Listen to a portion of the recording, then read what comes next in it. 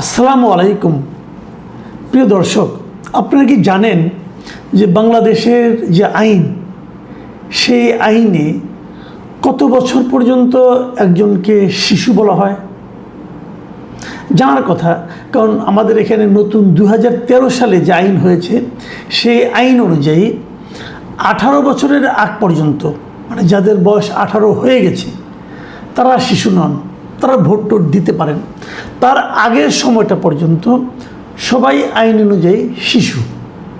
মানে এই সময়ে আপনি যা কিছু অপরাধ করবেন, আপনার বিচার কিন্তু প্রাপ্ত বয়স্কদের জন্য যে বিচার, সেরকমভাবে হবে না। তো এই যে গত 2-3 দিন ধরে যে আন্দোলন হচ্ছে, শিক্ষামন্ত্রী পদত্যাগ চাই, শিক্ষামন্ত্রী কেন এই অন্যায় করলো, এই যে দাবিগুলো, এগুলো প্রধানত এই আন্দোলনের সঙ্গে যারা জড়িত ছিল, আমার ধারণায় এদের একটা বড় অংশ মানে কি, ধরেন আমাদের এখানে যেটা হয়, ইন্টারমিডিয়েট পাস করতে করতে কিন্তু 18ই হয়ে যায়, 18 একটু হয়তো 18-19, এরকম বড় জোর 19-19-এর মধ্যে সবাই ইন্টারমিডিয়েট পাস করে যায়। আমাদের আমলেও তাই ছিল, আমাদের আরও একটু আগে হতো। তো এরা সবাই শিশুই কিন্তু আমি ধরবো। এই শিশুদের যে ভোগান্তির শিকার হতে হয়েছে, এর জন্য শিক্ষামন্ত্রীকে সবাই দায়ী করছেন। আমিও করেছি, আমিও মনে করি উনি কাজটা অন্যায় করেছেন, উনি ভুল করেছেন, উনি অযোগ্যতার পরিচয় দিয়েছেন, সবই আমি বলছি। এবং তারপর উনি আবার সেটা ভুল স্বীকারও করেছেন, সরিও বলেছেন, সবই ঠিক আছে। কিন্তু এই শিশুরা শিক্ষামন্ত্রীর পদত্যাগের দাবিতে অনড়, তাকে পদত্যাগ করতেই হবে। আন্দোলন এখন স্থিমিত হয়ে গেছে, কিন্তু আমরা এই আন্দোলন চলাকালে কি দেখলাম, এটা নিয়ে আমি একটু আলোচনা করতে চাই আজকে। কারণ আমি মনে করি এই আলোচনাটা আমাদের সমাজের জন্য, আমাদের অভিভাবকদের জন্য, এই শিশুদের যারা অভিভাবক, তাদের জন্য খুব জরুরি। আপনাকে বুঝতে হবে আপনার ঘরের যে শিশুটা আছে, রাস্তায় গেলে তার আচরণটা কি হয়, এটা আপনাকে বুঝতে হবে। কারণ না বুঝলে রাস্তার লোকের, যারা রাস্তা দ্বারা পথচারী, ধর আমরা রাস্তায় পথচারী, আমাদের যতটা না ক্ষতি হবে, তার চেয়ে অনেক বেশি ক্ষতির শিকার আপনি হবেন। দেখুন, আমি কয়েকজন শিশুর কিছু কাণ্ড কারখানা আপনাদেরকে একটু দেখাতে চাই। খুব ছোট ছোট ভিডিও, আমি সাধারণত ভিডিও দেখাই না, কিন্তু এই ভিডিওগুলো দেখাচ্ছি এই কারণে যে এগুলো সাধারণ মানুষরা ভিডিও তুলেছে, কোনো প্রফেশনাল লোকের তোলা না। হয়তো রাস্তা দিয়ে কেউ যাচ্ছিল, উনি দেখেছেন, নিজের মোবাইলে একটু ভিডিও তুলেছেন, এটা সোশ্যাল মিডিয়ায় আমি দেখতে পাচ্ছি। আমি ছোট 10 সেকেন্ড করে আমি আপনাদের কয়েকটা ভিডিও দেখাবো। প্রথম যে ভিডিওটা আপনারা দেখবেন, সেখানে আপনারা দেখেন যে একজন লোক মোটর বাইক নিয়ে যাচ্ছেন। এই ঘটনাটা শাহবাগ এলাকায়, এবং ওইখানে ওনারা ব্লকেট দিয়েছিল স্টুডেন্টরা, এবং স্টুডেন্টদের ব্লকেটের এখানে উনি যাচ্ছিলেন। এই জন্য ওনার প্রথমে থামানো হয়েছে, পরে ওনার কাছ থেকে চাবিটা নিয়ে নেওয়া হয়েছে ওনার গাড়ি থেকে। এবং ওই ভদ্রলোক বারবার বলছিলেন যে তোমরা আমার চাবি কেন নিচ্ছ, এবং যে নিচ্ছে সে চাবি নিয়ে চলে যাচ্ছে। তো এই যে ঘটনাটা, ভাবুন, একটা শিশু সে এরকম করতে পারে?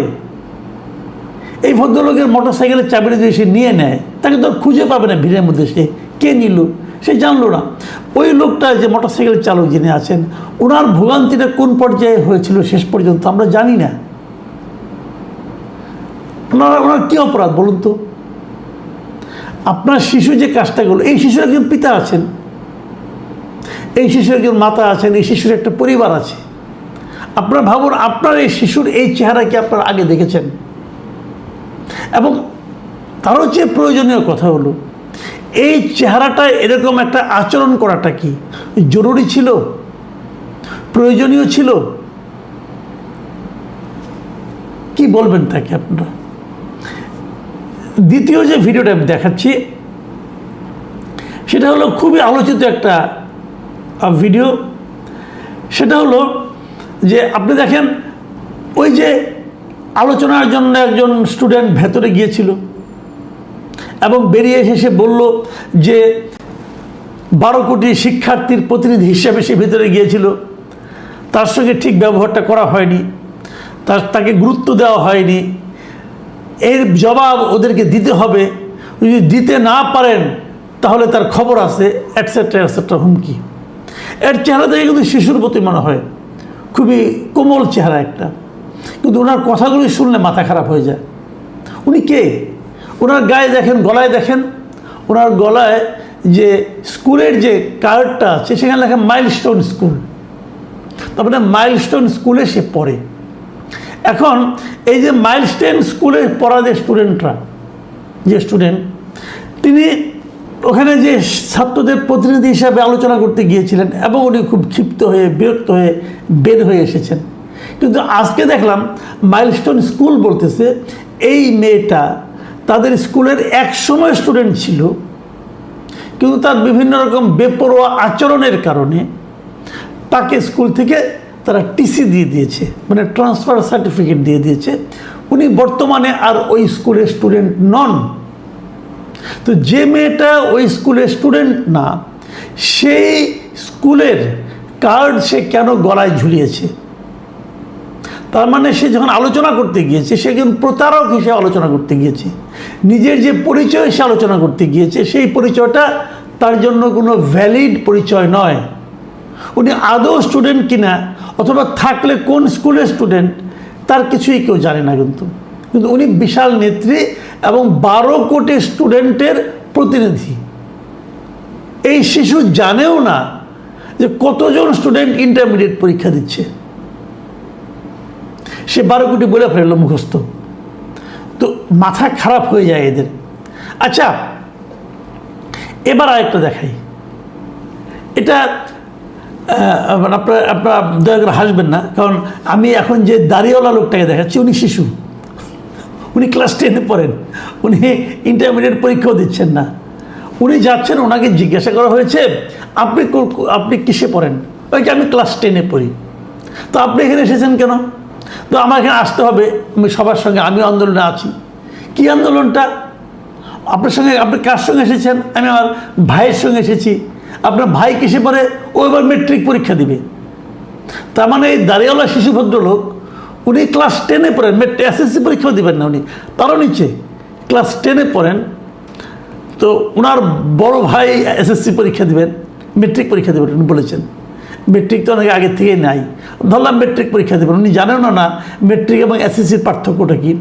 উনি এসেছেন এইচএসসি পরীক্ষার যে অনিয়ম হয়েছে তার আন্দোলনে যুক্ত হওয়ার জন্য, এবং তাকে জিজ্ঞাসা করা হয়েছে আপনি যে আন্দোলন করতে এসেছেন আপনি কি জানেন কী নিয়ে আন্দোলন? কি জানবো, উনি এটা পরে জানবেন। আচ্ছা, আরেকটা ভিডিও শেষ, এই ভিডিও আর দেখাবো না, এটি শেষ ভিডিও। এটা ছোট্ট একটা ভিডিও। দেখুন, একজন বয়স্ক লোককে একটা ছেলে লাথি মারছে। বয়স্ক লোকটা কে তার পরিচয় আমি জানি না, হয়তো কেউ একজন হবেন, অথবা আন্দোলনের প্রতিবাদ করেছিলেন, অথবা রিক্সা চালাচ্ছেন, কিছু একটা হবেন। কিন্তু সে যেই হন না কেন, তাকে যে লাথিটা মারছে সে একটা স্কুল পড়ুয়া অথবা কলেজ পড়ুয়া স্টুডেন্ট। তার চেহারাটা দেখা যাচ্ছে না, কিন্তু তাকে আবার আরেকজন স্টুডেন্ট থামাচ্ছে, কিন্তু উনি মেরেই চলেছে, লাথি মারছে। কেন? আমাদের শিশুরা এত অসহিষ্ণু কেন? আমাদের শিশুরা কেন নিজেদেরকে নিয়ন্ত্রণ করতে পারছে না? কেন তারা উন্মত্তের মতো আচরণ করছে? কেন তারা মিথ্যা কথা বলছে? কেন মিথ্যাবাদীরা শিশুদের মধ্যে ঢুকে পড়ছে? কেন মতলববাজরা শিশুদের মধ্যে ঢুকে পড়ছে এবং যার দায় শিশুদের উপর বর্তাচ্ছে? রাজনীতি আছে এখানে? আমি বলবো অবশ্যই আছে। ওই যে দাড়িওয়ালা শিশু দেখলেন, তিনি সেই রাজনীতির একজন লোক। আমি নিশ্চিন্তভাবে বলতে পারি এই ভদ্রলোক আর যাই হোক ক্লাস 10-এ পড়ে না। আপনাদের কি মনে হচ্ছে আমি যাই না? আমি মনে করি উনি ক্লাস 10-এ পড়েন না। তো উনি এখানে কেন? ছোটোবেলায় একটা প্রবাদ শুনতাম আমরা, যে ওলট পালট করে দে মা, লুটে পুটে খাই। অথবা আরেকটা শুনতাম, ঘোলা জলে মাছ শিকার করা। এখন এখানে কিন্তু সেই জিনিসটাই হচ্ছে। একটা হইচই হবে, একটা অরাজকতা হবে, একটা ভাঙচুর হবে, এর মধ্যে কিছু লোক কিছু বয়স্ক শিশু, কিছু মতলববাজ শিশুধারী নামধারী কিছু গুপ্ত লোক, এরা এই লুটতরাজ ভাঙচুর অথবা কিছু একটা করবে, অথবা সমাজে একটা অস্থিতিশীল পরিস্থিতি তারা তৈরি করবে। এরা কারা? এদের বিরুদ্ধে কী ব্যবস্থা নেওয়া হচ্ছে? যদি আপনি ব্যবস্থা না নেন তাহলে আপনাকে আরও কোনো একটা ছুতা নাতায় কয়েকদিন পরে আরেকটা এই ধরনের ঘটনার মুখোমুখি হতে হবে। একটা মনে রাখবেন একটা জিনিস, আইন কিন্তু কেউ ইচ্ছে এমনি এমনি মানে না। বিশৃঙ্খলা তৈরি যখন হয় তখন সেটা থামানোর জন্য কিছু আইন থাকে, সে আইনগুলো কেউ এমনি এমনি মানে না। পৃথিবীর সবাই যদি আইন এমনি এমনি মানত তাহলে তো আইন প্রয়োগকারী সংস্থারই দরকার হতো না। আইন মানাতে হয়। যখন আপনি আইন না মানাতে পারবেন তখন একসময় তখন সেটাকে মব বলা হয়, এবং একসময় এই মব আপনার উপর কিন্তু চলে আসবে। আমরা যখন একটা সুস্থ স্বাভাবিক সমাজের কথা বলি তখন সেই সমাজকে আমরা মনে করি যে সেই সমাজে যারা নাগরিক থাকবে তারা আইন মান্যকারী নাগরিক থাকবে। আর যদি কেউ কেউ আইন না মানে তাহলে যারা আইন মানে তারা ক্ষতিগ্রস্ত হয়, তারা অসহায় হয়ে পড়ে।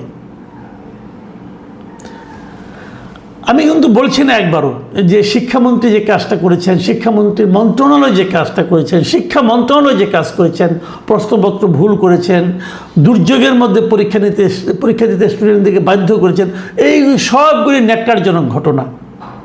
কিন্তু পাশাপাশি আমি এটাও বলবো, এই ন্যাক্কারজনক ঘটনার সুযোগ যারা নিচ্ছে, যারা শিক্ষামন্ত্রী পদত্যাগ দাবি করছে, এখনই করতে হবে।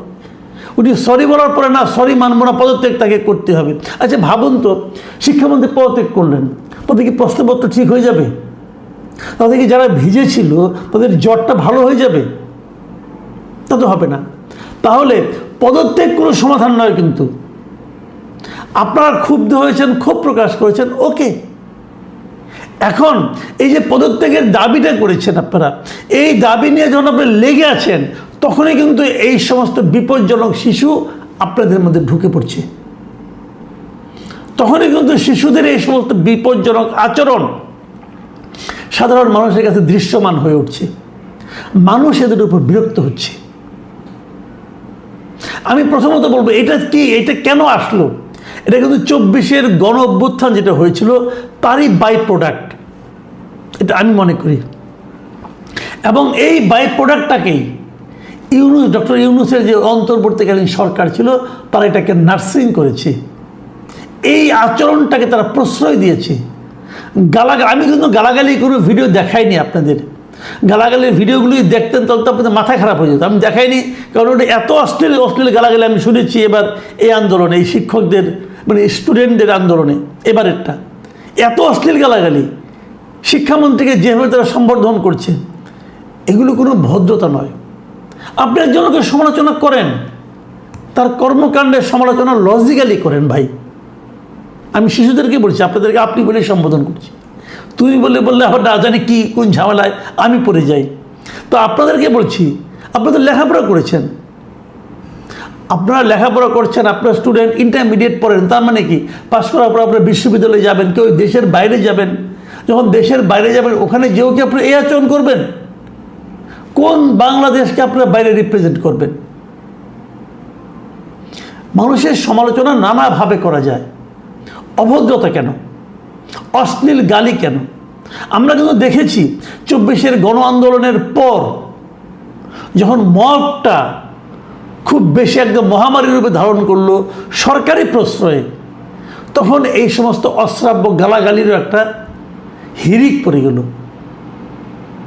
এই গালাগালি, অশ্লীল ভাষায় গালাগালি করতে করতে তো একজন জাতীয় বীর হয়ে গেলেন, সেটাও আমরা দেখেছি। এবং এই যে তাদেরকে যে অশ্লীলতাকে যে একভাবে আপনার প্যাম্পার করা, এর কারণেই কিন্তু এই সমস্ত শিশুদের মধ্যে সেটা ঢুকে গেছে। আরেকটা ঘটনা ঘটেছে, আমরা যেটা বলি যে আপনার শিশু যে অনলাইনে আছে, কন্টিনিউয়াস অনলাইনে, সেখানেও কিন্তু এই ধরনের গালাগালি, এই ধরনের আচরণ, এই ধরনের রুক্ষতা, এই ধরনের বড়দেরকে অপমান করার প্রবণতা তাদের মনোজগতে কিন্তু প্রবেশ করেছে। ওই যে ছেলেটা বয়স্ক লোকটাকে লাথি মারল, আপনি নিশ্চিত থাকেন তার মধ্যে কোনো অপরাধবোধ কাজ করে না। সে তার পিতাকেও এভাবে মারতে পারবে যদি তার পিতা তার চাহিদা না মেটায়। আমাদের সমাজ কোন দিকে যাচ্ছে, আমাদের শিশুরা কোন দিকে যাচ্ছে, সতর্ক হতে হবে। এটা কিন্তু সরকারের দায়িত্ব না, এটা প্রত্যেকটা পরিবারের দায়িত্ব, প্রত্যেকটা পিতা মাতার দায়িত্ব। আপনার সন্তানের দিকে তাকান, একবার ভাবুন আপনার এই সন্তান বাইরে যেয়ে কী করছে। প্রিয় দর্শক, এখন এ পর্যন্তই।